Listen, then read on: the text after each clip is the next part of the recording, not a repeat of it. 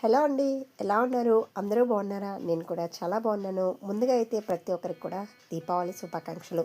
ఈ దీపావళి నుంచి ఇప్పటి వరకు మీ జీవితాల్లో ఉన్న కష్ట నష్టాలు అన్నీ తొలగిపోయి సుఖ సంతోషాలతో ఉండాలని మనస్ఫూర్తిగా కోరుకుంటున్నాను. ఆ లక్ష్మీదేవి అనుగ్రహం వల్ల మీ ఇంట్లోని వారు మీరందరూ కూడా ఎల్లప్పుడూ సంతోషంగా ఉండాలని మనస్ఫూర్తిగా కోరుకుంటూ మరొకసారి మీ అందరికి కూడా దీపావళి శుభాకాంక్షలు. ఇంకా మనకు 2025లో దీపావళి పండుగ ఎప్పుడు వస్తుంది? ఏ రోజు చేసుకోవాలి? చాలామందికి డౌట్లు అయితే ఉంటాయి. ఇంకా దీపావళిని 5 రోజుల పండుగ అని ఎందుకు పిలుస్తారు? యమదీపం ఏ సమయంలో పెట్టాలి? అసలు చేసుకోవాల్సిన పండగలన్నీ ఏంటో కూడా చూద్దాము.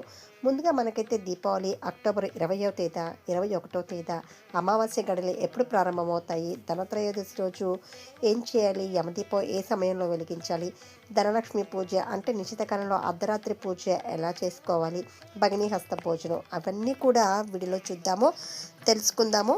ఇప్పటివరకు దీపావళి అని చాలామందికి మాత్రమే తెలుస్తుంది. ఇంకా ఈ వీడియోలో చూసిన వాళ్ళకి అసలు ఈ పండుగలోని విశిష్టతలు ఎందుకు చేసుకోవాలో కూడా అర్థమవుతుంది. కాబట్టి మన ఛానల్ని ఇప్పటివరకు ఎవరైనా ఫస్ట్ టైం చూస్తుంటే సబ్స్క్రైబ్ చేసుకోండి. వీడియోకి ఒక లైక్ ఇచ్చేసారంటే వీడియో హ్యాపీగా చూసేయచ్చు. ఇంకైతే ముందుగా మనకు 2025లో దీపావళి పండుగ 20వ తేదీ సోమవారం చేసుకోవాలండి. ఎందుకనేసి చాలామందికి డౌట్ వస్తుంది.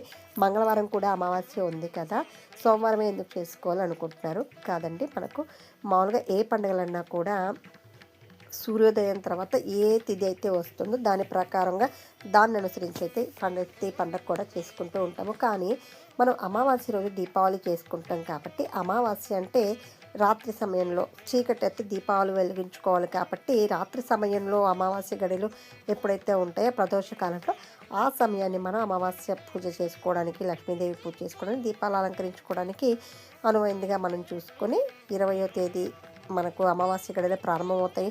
నైట్ టైం కూడా అమావాస్య ఉంటుంది కాబట్టి మనం సోమవారం చేసుకోవాలి. ఇది మంగళవారం మధ్యాహ్నం వరకు ఉంటుంది కాబట్టి ఆ తర్వాత నైట్ అయితే అమావాస్య తిథులు ఉండవు కాబట్టి మనం సోమవారమే చేసుకుంటే ఈ పండగకి ఒక పెద్ద పరమార్థం ఉంటుంది. కాబట్టి ప్రతి ఒక్కరు కూడా సోమవారం 20వ తేదీ దీపావళి పండుగనైతే పురస్కరించుకోవాలి. ఇంకా మనకు 5 పండుగలు ఏంటేంటి వరుసగా అనేది కూడా చూద్దాము.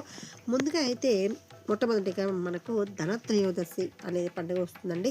ఈ పండుగ రోజు లక్ష్మీ కుబేరులను పూజించుకొని ఈరోజు ఇంట్లోకి ఏదన్నా నగలు కానివ్వండి, ఇవన్నీ విలువైన వస్తువులు సేకరిస్తూ ఉంటారు, తెచ్చుకుంటూ ఉంటారు. పసుపు కొమ్ములు, బంగారం కొంటూ ఉంటారు. అలాగే ఈరోజు యమదీపం కూడా వెలిగిస్తూ ఉంటారు. ఎందుకంటే అకాల మృత్యు దోషాలు మనకు కలగకుండా మన పూర్వీకులకి మనశ్శాంతి, స్వర్గలోక ప్రాప్తి కలగాలని ఈరోజు వారికి ఒక దీపం వెలిగించి యమద్వీపాన్ని వెలిగిస్తూ ఉంటాము. ఇంకా నరక చతుర్దశి అంటే ఇంకొకసారి ధనత్రయోదశిని ధన్వంతరి జయంతిగా పిలుస్తారంటే, ఎందుకంటే ధన్వంతరి అంటే మనకు ఆరోగ్యకారకుడు కాబట్టి ధన్వంతరి జన్మదినాన్ని ధన్వంతరి దీన్ని ధనత్రయోదశి కూడా పిలుస్తారు. ఈ రోజు కూడా మనం ధన్వంతుని పూజిస్తే మనకు ఎలాంటి అనారోగ్యాలు దరిచేరకుండా ఆరోగ్యంగా ఉంటామనేసి ఈ పూజ చేసుకుంటూ ఉంటారు. ఇంకా నరక చతుర్దశి ఈరోజు మన జీవితంలో ఉన్న కష్టాలన్నీ తొలగిపోయి మనకు అంటే కష్టాలంటే శత్రువులు నశించిపోవాలని, అంటే ఆ నరకాసుర వధికి ప్రతీకగా మనం నరక చతుర్దశి చేసుకుంటాం కదా, దానికి ప్రతీకగా మన శత్రువులందరూ కూడా మనకు శత్రువులందరూ తొలగిపోవాలి, కష్టాలన్నీ సమసిపోవాలనేసి ఈ పండుగ చేసుకుంటాము. అంటే నువ్వుల నూనె అంటూ పోసుకొని తలంటూ స్నానం చేసుకొని ఈ పండుగ అయితే చేసుకుంటాము. ఈ రోజు నుంచి అంటే మనకు ధనత్రయోదశి నుంచి మనకైతే పండుగలు మొదలవుతాయి. మొట్టమొదటిగా ధనత్రయోదశి, రెండవది నరక చతుర్దశి, మూడవది దీపావళి. దీపావళి అంటే ప్రతి ఒక్కరికి తెలిసిందండి. చిన్న పెద్ద తారతమ్యాలు లేకుండా ప్రతి ఒక్కరు సంతోషంగా సంబరంగా చేసుకునే పండుగ దీపావళి. టపాసులు కాల్చుకోవడం కానీ, దీపాలు ఇంటి నిండా దీపాలు వెలిగించుకొని చక్కగా ముగ్గులు వేసుకుని పూల అలంకరణలు మనం కూడా అందంగా ముస్తాబయ్యి దీపాలు వెలిగించుకొని అంగరంగ వైభవంగా ఈ పండుగలు అయితే చేసుకుంటామండి. ప్రతి ఒక్కరికి ఇష్టమైన ఈ దీపావళి పండుగ ఆచరిస్తూ ఉంటాము. లక్ష్మీదేవిని మన ఇంట్లోకి ఆహ్వానిస్తూ అర్ధరాత్రి పూజలు కూడా చాలామంది నిర్వహిస్తూ ఉంటారు. ఈ అర్ధరాత్రి పూజలు ఎప్పుడు చేసుకోవాలి, అసలు దీపావళి రోజు లక్ష్మీ పూజ ఏ సమయంలో చేసుకోవాలంటే, మనం దీపావళి పండుగని 20వ తేదీ అయితే చేసుకుంటాం కదా, 20వ తేదీ సాయంత్రం 5:40 నుంచి మనకు రాత్రి 8:35 వరకు మంచి సమయాలు అయితే ఉన్నాయండి. ఇంకా నిశిత కాలం అన్నాం కదా, నిశితకాల పూజ అంటే ఏంటంటే అర్ధరాత్రి సమయంలో అంటే అమావాస్య రోజు అర్ధరాత్రి సమయంలో ఈ పూజలు అనేది చేస్తూ ఉంటారు. అందరూ చేయకపోవచ్చు, కానీ ఈ పూజలు ఆచరిస్తే మనకు చాలా ఇది అమ్మవారు మనల్ని అనుగ్రహించి లక్ష్మీప్రదంగా ఉంటుందని చాలామంది నిశిత పూజలు చేస్తూ ఉంటారండి. ఇది మనకు 11 గంటల 40 నిమిషాల నుంచి 12 గంటల 17 నిమిషాల వరకైతే ఉంటుంది.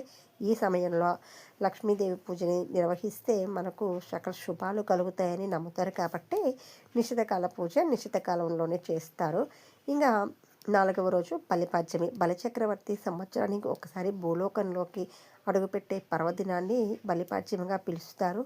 ఈ రోజునే మనకు కార్తీక మాసం కూడా ప్రారంభమవుతుంది.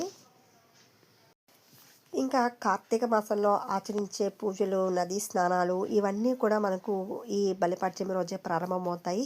ఇంకా చివరిగా చేసుకునేటువంటిది పండుగ వచ్చేసి భగినీ హస్త భోజనం అండి. భగినీ హస్త భోజనం అంటే ఇది మనకు కార్తీక మాసం ప్రారంభమైన విదేయ రోజు అంటే 2వ రోజు ఈ భగినీ హస్త భోజనం అనేది ప్రారంభమవుతుంది. ఈరోజు అన్నదమ్ములు కానీ ఎవరన్నా ఉంటే వారి సోదరులు అక్కచెల్లెలు ఇంటికి వచ్చి వారు సంతోషంగా భోజనం అయితే చేయాలంట. ఈరోజు ఎవరైతే అలా భోజనం చేస్తారో వారి ఇంట్లో సిరి సంపదలు ఎప్పటికీ ఉంటాయనేసి మన పెద్దలు చెప్తారు. ఈ విధంగా ప్రతి ఒక్కరు కూడా ఆచరిస్తూ ఉంటారు. ఎవరైనా చాలామందికి డౌట్ ఉంటుంది, మాకు అన్నలు తమ్ముళ్ళు అలాంటి వాళ్ళు ఎవరు లేరండి అనేసి అంటూ ఉంటారు. ఎవరైనా ఒకళ్ళు ఉంటారండి మన చుట్టాలలో కానీ ఎవరు తెలిసిన వాళ్ళలో కానీ మనం ఎవరైతే మనల్ని సంతోషంగా బాధ్యతగా ఎవరైతే చూస్తూ ఉంటారో వాళ్ళని భావించి అన్నగా తమ్ముడిగా వారికి పెట్టినా కూడా సరిపోతుంది. వారి దగ్గర మనం ఆశీస్సులు తీసుకుంటే కూడా చాలామంది చిన్నవాళ్ళైతే వారి దగ్గర, పెద్దవాళ్ళైతే మనం వాళ్ళకి బ్లెస్సింగ్స్ ఇవ్వడం, వాళ్ళని మంచిగా ఉండడం అనేది వాళ్ళు కూడా అభివృద్ధిలోకి రావడం అంటూ చేస్తూ ఉంటారు. కాబట్టి సంవత్సరానికి ఒకసారైనా కూడా ఇలాగా అన్నదమ్ములు అక్కచెల్లెల మధ్య అనుబంధాలు పెరుగుతూ ఉంటాయని ఈ ఆచారాలన్నీ పెట్టారు. దానికి తగ్గట్టుగానే మనం ఈరోజు ఇవన్నీ ఆచరిస్తూ వస్తున్నాం కాబట్టి ప్రతి ఒక్కరు కూడా ఆచరించి ఈ 5 రోజుల పర్వదినాన్ని ప్రతి ఒక్కరు కూడా సంతోషంగా చేసుకొని ఆ లక్ష్మీ కటాక్షం మనస్ఫూర్తిగా ఉండాలని మనస్ఫూర్తిగా కోరుకుంటాను. ఇంకా చిన్నపిల్లలు ఎవరైనా ఉంటే టపాసులు కాల్చే విషయంలో జాగ్రత్తగా చూసుకోండి. అలాగే ఇంటి నిండా దీపాలు వెలుగుతూ చాలా చాలా సంతోషంగా మీ ఇంటి ముగ్గులు వెలజల్లి అమ్మవారికి దీపాలతో అలంకరించి అర్చనలు అష్టోత్తరాలు కూడా చేసుకుని అష్టోత్తర పూజ చేసుకుంటూ ఉంటే చాలా మంచిదండి. ఈరోజు లక్ష్మీ అష్టోత్తరం కానీ ఇది కనకదార స్తోత్రం కానీ చదివినట్లయితే పూర్తి ప్రతిఫలం అయితే దక్కుతుంది. ఇంకా మనకు రానున్నది కార్తీక మాసంలో ఎక్కడ చూసినా ప్రకృతిలో చాలా అందంగా ఉంటాయండి. ప్రకృతి ఎక్కడ చూసినా కూడా సంతోషంగా ప్రశాంతంగా ఉంటుంది. కాబట్టి కార్తీక మాసంలో ఇంకా మనం కార్తీక మాసంలో చేసే పూజలు ఏంటి, విశేషాలు ఏంటి అనేది కూడా నెక్స్ట్ వీడియోలో తప్పకుండా పోస్ట్ చేస్తాను. ఈ వీడియో మీకు నచ్చింది, యూజ్ అవుతుంది అనుకుంటే మన వీడియోకి తప్పకుండా లైక్ చేయండి, షేర్ చేయండి, సబ్స్క్రైబ్ చేసుకోవడం